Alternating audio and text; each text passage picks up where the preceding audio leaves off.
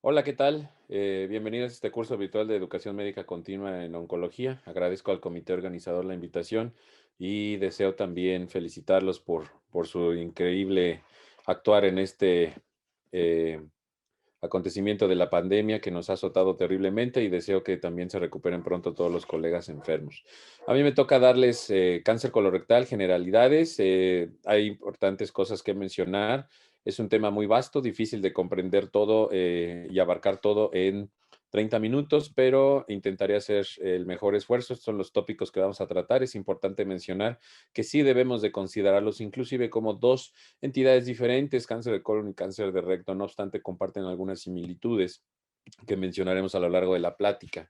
Ocupa el primer lugar de neoplasias del tubo digestivo, como ustedes saben, y el tercer o cuarto lugar de todos los casos nuevos de cáncer. También, a su vez, puede ser la segunda o tercera causa de muerte por esta enfermedad, siendo el predominio, afortunadamente, casos esporádicos por arriba de 50 años. En esta enfermedad sí tenemos un factor familiar y hereditario que se puede dar principalmente en pacientes menores de 50 años. Ya veremos ahorita unas asociaciones y criterios clínicos para encontrar esto de manera intencionada. Al momento del diagnóstico, a grosso modo, podemos decir que entre un 30 y 40% se van a presentar con enfermedad localizada, otro 30 a 37% con enfermedad locorregional y un 20% con enfermedad sistémica al inicio, al momento del diagnóstico. Afortunadamente hemos tenido una reducción en la mortalidad gracias a las aplicaciones de screening en diversos rubros. Un poquito de cifras epidemiológicas en Estados Unidos, en el 2019 fue el cuarto tumor más diagnosticado, más de 100,000 casos nuevos de colon, 44,000 de recto, entre ambos 51,000 muertes, y la incidencia ha aumentado en pacientes menores de 50 años. Se cree esto por una occidentalización de la dieta y algunos otros factores que que pueden ser modificables. El riesgo de toda la vida de desarrollar este tumor es del 5 al 6% aproximadamente. El Globocan, que nos dice en el 2020, en su gráfica de pastel del lado izquierdo, vemos el número de casos nuevos en el 2020 en ambos géneros. Encabeza la lista mama, después pulmón y en tercer lugar colorecto. Y en el número de muertes en el lado derecho de su gráfica de pastel es el segundo lugar después de pulmón. Entonces es importante observar esto. Si vemos los casos nuevos también de esta misma fuente de Globocan, vemos que la gran mayoría de nuevos casos están en Norteamérica, en el continente asiático y en Europa. Donde ahora hay menos casos es en Australia y Nueva Zelanda, en esa parte de Oceanía, donde antes era bastante común este tumor, ahora ha bajado y se ha invertido, evidentemente siendo predominante en países de alto ingreso económico o industrializados o con buen desarrollo. La Sociedad Americana de Cáncer nos dice que en los casos nuevos estimados en el 2020, el año pasado, está en cuarto lugar después de mama, pulmón y próstata, tenemos al colorectal. En México tenemos que también puede ocupar el tercer lugar después de mama, próstata, se encuentra a nivel colorectal la tercera causa de los cánceres más comunes. Ahora, sabemos que el escrutinio es aplicar un método a grandes masas de población que tienen un factor de riesgo para determinada enfermedad siendo asintomáticos y es un método que debe ser sensible, específico, reproducible y de bajo costo. Tenemos aquí esta diapositiva donde la Task Force de Estados Unidos nos lo separa en tres niveles: colonoscopia cada 10 años con una prueba inmunofecal, en nivel 2 una colotac junto con la inmunofecal y la sigmoidoscopia flexible, o llegar incluso a nivel 3 de una cápsula colonoscópica, la cápsula endoscópica o un marcador incluso septina 9 que todavía no está avalado al 100%. No obstante, la Sociedad Americana de Cáncer también da otras recomendaciones que pueden empezar inclusive desde los 45 años, inclusive tomando en cuenta lo que mencionamos al principio, que ha habido un aumento en los pacientes menores de 50 años con cáncer colorectal. Entonces, nos pueden dar pruebas basadas en estudio de la materia fecal o exámenes estructurales. Entonces, para hacer un pequeño resumen de esta cuestión del escrutinio, va a ser variable por países. Únicamente estamos hablando de los pacientes de riesgo promedio. Tenemos pruebas de heces y pruebas estructurales. A partir de los 45 años, yo creo que es válido decirlo, podemos hacerlo, como dicen algunas normas, desde los 50 años, pero no estaría de más hacerlo desde los 45 años, prueba inmunológica fecal. Ya sabemos que la sangre oculta en heces nos pide algunos específicos lineamientos en cuanto a la dieta y algunos medicamentos a evitar para hacer la prueba previamente. quitar estos factores o de plano irnos directamente a la colonoscopía. La Colotac tiene sus desventajas de que no nos permite hacer biopsia, se puede ver también como ventaja una enfermedad extraganglionar o enfermedad ganglionar o enfermedad metastásica. Y recordar que la colonoscopía también puede tener unos 10 a 12% de estudios que no se van a poder terminar por mala preparación o por intolerancia del paciente. Entonces es importante recordar que la colonoscopía es preferible hacerla a la rectos sigmoides porque la colonoscopía nos podrá explorar el resto del colon, ya que pueden presentarse, aunque sea un bajo porcentaje de 4 al 8%, una enfermedad o un tumor sincrónico. En cuanto a la etiología, vamos a poder identificar que tenemos factores de riesgo que no son modificables, como la raza, siendo más frecuente en africanos americanos, el género, un poquito predominante en el género masculino, edad, se suponía que esto era un paciente, una enfermedad crónico-degenerativa por arriba de los 50 años, mutaciones hereditarias, hablando ya específicamente lo que veremos más adelante del no polipoideo y del polipoideo, enfermedades inflamatorias intestinales que nos elevan un porcentaje importante de riesgo de contraer un cáncer colorectal, radioterapia previa abdomen, hay algunos artículos que mencionan también el uso previo de alquilantes como quimioterapia por algunas enfermedades oncológicas de la juventud o de la infancia, fibrosis quística, colistectomía, deprivación androgénica, la colistectomía por mayor exposición a las sales y ácidos biliares que van a estar a nivel intestinal. Ahora, los modificables tenemos la obesidad y la inactividad física que van a ir de la mano, junto con una dieta con carnes rojas en alto consumo y un bajo consumo de vitaminas liposolubles que fungen también como antioxidantes, como son A, C y E, aunque también se ha visto una asociación protectora que a veces no está completamente clara y definida, que es con la asociación de la vitamina D. Obviamente, tabaco y alcohol son factores determinantes también para la génesis del tumor. Se ha visto que también la diabetes y las que vemos remarcadas en negritas son las que pueden tener un cierto efecto protector, como son algunos AINES, ya es bien sabido de los COX-2, el ácido acetil salicílico, estatinas, bifosfonatos e inclusive inhibidores de la enzima convertidora de angiotensina en pacientes hipertensos. Hablando un poquito de la carcinogénesis, vemos aquí el modelo clásico de Vogelstein de 1990 más o menos, donde se decía que había el acúmulo de 2 a 6 mutaciones, empezando con el gen APC, que esto llevaba a acumular nuevas mutaciones para que se pudiera dar el fenotipo y el desarrollo, como ven ustedes aquí en pantalla, del adenoma, la proliferación y posteriormente el pólipo formal y el tumor ya con el carcinoma dentro del epitelio.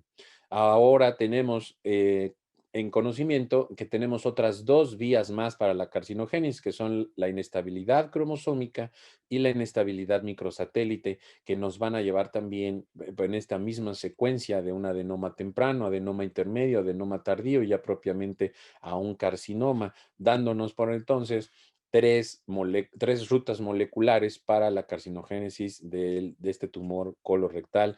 La clásica vía de inestabilidad cromosómica, la microsatélite y la vía de los adenomas cerrados con cambios epigenéticos de metilación de MLH1 y SIMP. Entonces, todas estas van a llegar a darnos el cáncer colorectal.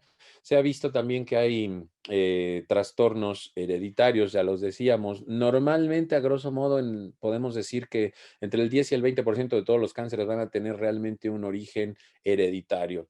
En el cáncer colorectal vamos a dividirlo en el no polipoideo, antes llamado Lynch, o también no polipoideo, como decimos, que es un 2 a 5%. Y el 1% va a ser todos los demás que están asociados a poliposis, principalmente el PAF. En el caso del Lynch, es un evento autosómico dominante, nos afecta a los genes de reparación, los mismatch repair genes, va a aumentar hasta un 80% en la cuarta y quinta década de la vida de presentar el cáncer colorectal. Y sabemos que tiene dos presentaciones, Lynch 1, Lynch 2. El uno propiamente afección de colon y el 2 puede tener afección de colon derecho, acompañarse con otras neoplasias como son endometrio, ovario, estómago o hepatobiliares. En la poliposis adenomatosa familiar sabemos que en el cromosoma 5 está el gen APC mutado y el 100% de estos pacientes a los 40 años van a tener cáncer colorectal. Pueden tener de 100 hasta 1000 pólipos en diversas partes del tubo digestivo y alterar también a otras zonas de la economía. En otras formas atenuadas como el Garner, el Turcot o el Post-Jägers, que también van a ser autosómicos dominantes, que constituyen menos del 1% de los casos de cáncer colorectal hereditario, vamos a tener que la frecuencia va oscilando de ser un 100% hasta disminuir la posibilidad de presentación de esta enfermedad, pero no obstante puede acompañarse con otro tipo de tumores, ya sea el Turcot con tumores del sistema nervioso central, meduloblastoma, glioblastoma, el Garner, un tumor desmoide, osteomas o afectar la tiroides y post-Jeghers incluso cáncer de mama. Entonces, tenemos estos criterios de Ámsterdam y Bethesda revisados, en los cuales, vean ustedes, casi siempre van a ser pacientes menores de 50 años, la inestabilidad microsatélite identificada, lesiones sincrónicas o metacrónicas. Todos estos criterios debemos de conocerlos para saber qué paciente vamos a tener que pedirle al genetista que nos dé una valoración para descartar que no se trate de una mutación de novo y sea ya ese paciente junto con su familia, familia de alto riesgo, y que todas las estrategias de screening y vigilancia vayan a cambiar para su manejo posterior. Sabemos también que hoy en día hay diversos estudios que nos hablan sobre los subtipos moleculares y clasificaciones moleculares del cáncer colorectal. Aquí se enlistan algunos, siendo uno de los más utilizados el consenso de los subtipos moleculares, los divide en cuatro: el 2015 que vemos aquí, el subtipo 1, el 2 que es el más frecuente, el 3 y el 4 y uno mixto, y donde vemos que hay en todos pues diferente porcentaje de alteración de los genes, que son también a su vez algunos, pueden ser incluso blancos terapéuticos. En cuanto a la histopatología, recordemos que esto proviene de una lesión premaligna que es el pólipo, y el pólipo histológicamente hablando, los pólipos neoplásicos van a tener división en tres: el tubular, túbulo velloso y el velloso, en este orden de frecuencia de la incidencia de los mismos, y a su vez en inversamente proporcional el riesgo de malignidad, siendo el velloso el que tiene más de un 35-40% de posibilidad de albergar un carcinoma colorectal.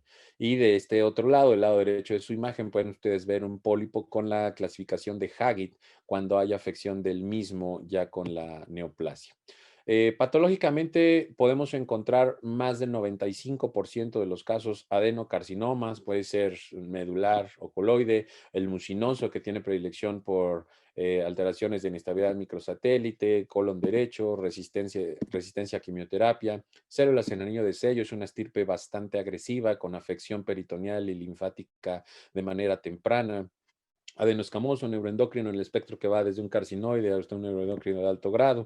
Y podemos encontrar otras estirpes como los tumores del estroma gastrointestinal, linfomas, melanomas o tumores metastásicos. En cuanto a la evolución clínica, pues evidentemente no va a haber un dato franco característico a manera muy general. Sabemos, lo veremos más adelante, que el colon derecho clásicamente se ha considerado que se presenta con sangrado de tubo digestivo, datos de anemia ferropénica, y a su vez el del lado izquierdo como oclusión. Podemos tener síntomas vagos, dolor abdominal, cambio en el hábito defecatorio, sangrado digestivo bajo, principalmente manifestado principalmente con hematoquesia, pero también puede haber rectorragia, como oclusión intestinal, como una lesión tumoral palpable. Habitualmente ya dijimos que colon derecho va a ser anemia, puede haber también ascitis, derrame pleural o incluso adenopatías metastásicas supraclavicular, axilar o a nivel del nódulo de la hermana María José, a nivel de la cicatriz umbilical. Entonces, a nivel rectal podemos encontrar síntomas irritativos o inflamatorios como tenesmo, dolor, modificar el calibre de las heces, y puede haber presentaciones inusuales cuando hay una fístula compleja secundaria a una actividad tumoral hacia vejiga desde el recto, puede haber neumaturia, fecaluria, puede haber fiebre de origen oscuro comportándose como si fuera un síndrome paraneoplásico. Esta fiebre pueden debutar como perforación con abdomen agudo, aparte de la oclusión intestinal y sangrado, o inclusive como un absceso tanto hepático en las metástasis como abscesos de pared o retroperitoneales. Como decíamos anteriormente, colon derecho puede ser habitualmente detectado por sangrado y anemia. Muy importante que las anemias siempre les demos ese de protocolo diagnóstico que a veces no se hace, se les empieza a dar hierro por médicos de primero o segundo nivel sin realmente estudiar la causa que lo está dando. Y el colon izquierdo generalmente da obstrucción, el colon derecho no nos puede dar obstrucción porque es la parte que más se va a dilatar, pero a su vez es la parte más delgada de la pared del intestino grueso.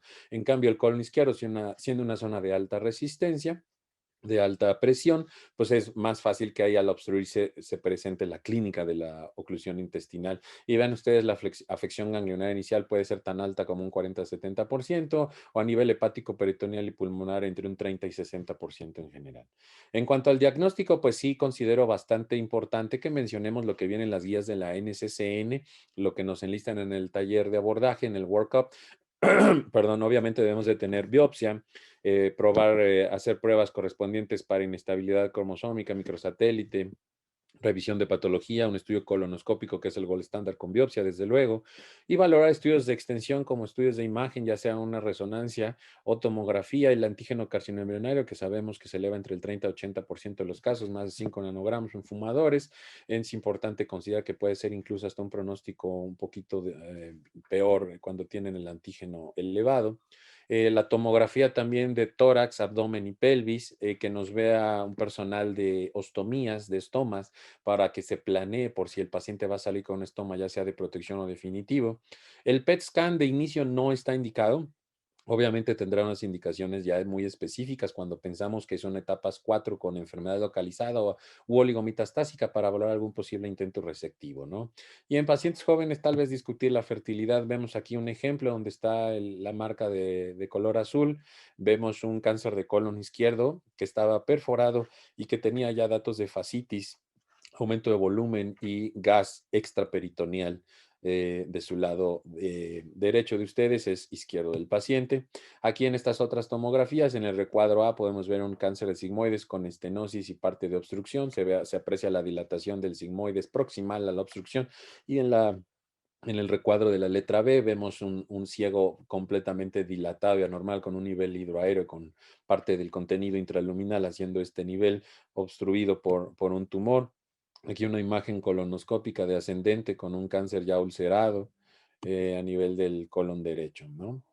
Entonces, a nivel de recto, las guías nos recomiendan agregar un ultrasonido endorrectal y resonancia magnética, no tanto la tomografía, tomografía para buscar enfermedad metastásica a nivel pulmonar y hepática, pero también tenemos que considerar aquí los previos estudios desde proctoscopía, colonoscopía, la revisión de patología, pero aquí va a tener un papel preponderante tanto ultrasonido endoscópico como la resonancia magnética.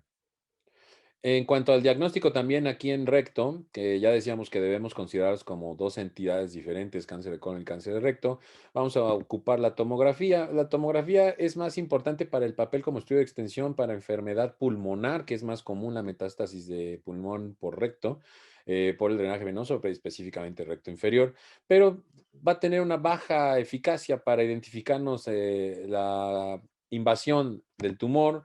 A nivel ganglionar, la tomografía tampoco es lo mejor, sin embargo, nos podemos apoyar más con ultrasonido endoscópico y con resonancia magnética, recordando que esta última nos va a servir, como vemos aquí en el recuadro, donde está la flecha blanca, la invasión del mesorrecto, el margen circunferencial si está comprometido. Y el ultrasonido endoscópico, pues sí, en las etapas tempranas va a darnos bastante información sobre la profundidad de invasión del tumor. Es importante considerar que la resonancia bien hecha con medio de contraste nos va a permitir evaluar el estado ganglionar para poder evaluar que ese paciente ya no es de una enfermedad temprana, sino de un localmente avanzado y que puede beneficiarse con terapia neoadyuvante que está perfectamente bien establecido el beneficio que nos da la quimio radio neoadyuvante. Y vean ustedes aquí lo importante de este trabajo, cómo vamos a identificar, apoyarnos obviamente con los colaboradores de radiología, los ganglios metastásicos en su morfología, el tamaño y algunas otras características en su forma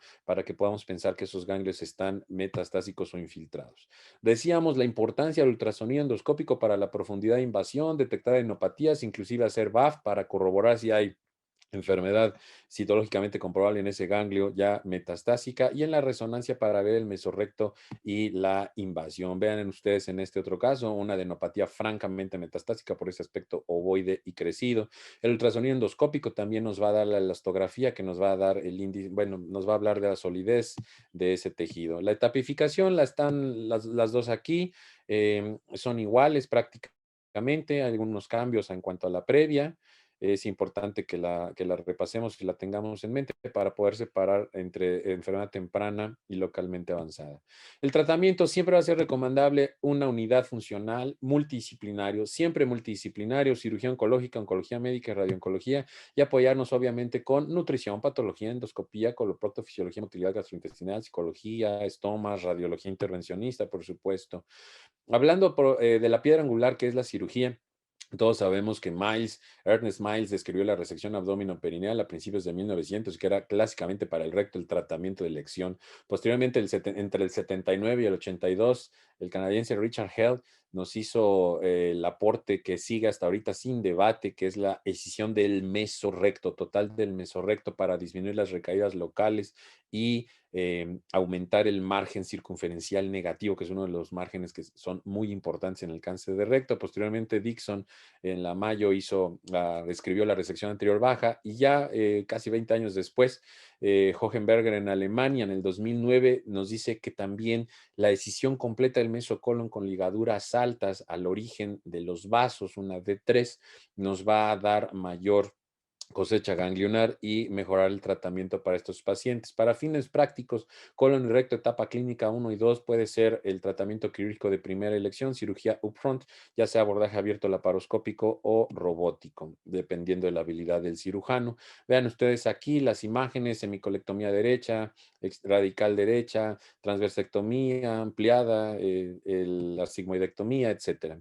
Los objetivos quirúrgicos debemos tenerlos siempre muy claros, que es para tener un control corregional, aumentar nuestra sobrevida y en el caso específico de recto, preservar función tanto esfintérica como vesical y sexual y tener una buena calidad de vida. Y reitero, el abordaje multidisciplinario siempre debe estar presente. En este cuadrito podemos ver cómo vamos a hacer nuestro abordaje de los pacientes. Si tenemos del lado derecho únicamente el tumor sin metástasis, podemos hacer el tratamiento quirúrgico upfront, hablando de colon, y dependiendo de las características de alto riesgo, 2A, 2B o para arriba con características de alto riesgo, vamos a tener que darle adyuvancia. En oncología médica verás si tenemos que dar Folfox, esquema Mayo, esquema Roswell Park. Habitualmente la quimioterapia se va de 2B para arriba o 2A con algunas características de riesgo, como son tumor obstruido, tumor perforado, grado histológico alto, estirpe mucinosa, T3, T4, etcétera. Si tenemos enfermedad metastásica y resecable, sabemos que tenemos que irnos a cuidados de soporte o manejo paliativo. Y si tenemos enfermedad sincrónica en hígado o en pulmón, podemos hacer abordaje como se discutirá ahorita adelante, dependiendo del ECOG de nuestro paciente. Hablando de recto, sabemos que es una zona anatómicamente muy compleja, ubicada en una cavidad pequeña, la pelvis con estructuras importantes neurovasculares que están alrededor, el plexo nervioso hipogástrico para, para poner un ejemplo. El recto, normalmente las etapas tempranas puede ser cirugía temprana para enfoque del manejo transanal. Es importante mencionar, si se domina esta técnica, la doctora Itzel Vela nos dará una plática al respecto. Si no, se puede optar por una resección anterior baja, ultra baja. Sabemos que más adelante mencionaremos que Roulier hizo una clasificación específica para el cáncer rectal bajo. Y obviamente sabemos que los T3, T4 o T2 con ganglios evidenciados por ultrasonido endoscópico resonancia se van a beneficiar más que vayan a neoadyuvancia con quimio, radio, etapa metastásica, valorar siempre tratamiento sistémico. Sabemos que está bien establecido el manejo con neoadyuvancia en el recto. Incluso hay algunos otros estudios que quieren hacer algunas otras, explorar otras posibilidades de agregar cirugía después de dar quimioterapia. Sin embargo, los resultados pueden ser similares a lo que tenemos actualmente. En cuanto a recto, el margen proximal habitualmente es de 5 centímetros, margen distal de 1 a 2 centímetros. Algunos consideran que debe ser distal a mesorrecto y el circunferencial con el mesorrecto debe ser mayor a 1 milímetro y obviamente el mesorrecto debe estar completo. Al igual que en colon, los ganglios resecados deben ser por lo menos 12 y la disección lateral y de obturadores de estos ganglios linfáticos está recomendable en tumores de recto inferior a la reflexión peritoneal y cuando las adenopatías están sospechosas, inclusive tanto en la cirugía o cuando están mayores de 7 a 9 milímetros en la resonancia magnética preoperatoria. Como comentábamos, Roulier hizo la clasificación en 4 tipos para el tipo de abordaje propiamente en el recto inferior para saber incluso qué procedimiento quirúrgico hacer con una anastomosis coronal convencional, una resección interesfintérica parcial o una total interesfintérica o de plano una operación de Miles. Es importante que en recto vean ustedes aquí en la imagen de lado derecho, la línea rosa es recto superior, la línea morada es recto medio y la amarilla es recto inferior. Sabemos que el recto mide entre 12 a 16 centímetros, dependiendo de la complexión y altura del paciente, pero es importante que tengamos en cuenta la distancia del margen a la etapa clínica, el tamaño, la localización, si es anterior o posterior, la invasión a pared pélvica u otras estructuras intraabdominales o intrapélvicas, así como los ganglios y, muy importante, la función del esfínter prequirúrgico, porque sabemos que una resección anterior baja, un gran porcentaje no despreciable, por arriba de un 30% de los pacientes van a tener síndrome de post-resección de anterior baja, que van a tener incontinencia desde gases hasta materia fecal y pues realmente no es calidad de vida, ¿no? Sabemos que está también la otra política que introdujo la doctora Angelita de Brasil en el 2004 de Watch and Wait, sin embargo, no es un estándar, hay un subgrupo que presenta recrecimiento local, entonces todavía no está estandarizado que si hay una respuesta patológica completa que se puede alcanzar aproximadamente la tercera parte de los pacientes, si se observa o se opera. No tenemos todavía la respuesta. La resección abdominoperineal vamos a tener que se indica para tumores del tercio inferior de recto, cuando hay involucro del esfínter, incontinencia, tejidos blandos afectados, otras estirpes, proctitis o por recurrencia local. Es importante que todos conozcan que lo ideal actualmente es aplicar los protocolos de ERAS, que significa recuperación acelerada o mejorada postoperatoria. Lo hizo el doctor Lindqvist en Suecia hace varios años y se ha tratado de emular esto en gran parte de la cirugía, tanto oncológica como en otro tipo de campos de operaciones. Entonces es importante conocerlos. En cuanto a las recaídas, pues sabemos que hay recaídas a distancia y locales. Las recaídas de tipo local, el grupo del Instituto Nacional de Tumor y Europeo de Tumor y de Milán las está dividiendo en estos estratos. 5 a 15% han visto que recaen en los 2 primeros años y puede ser incluso en la mitad de los casos recaídas únicas en enfermedad a distancia.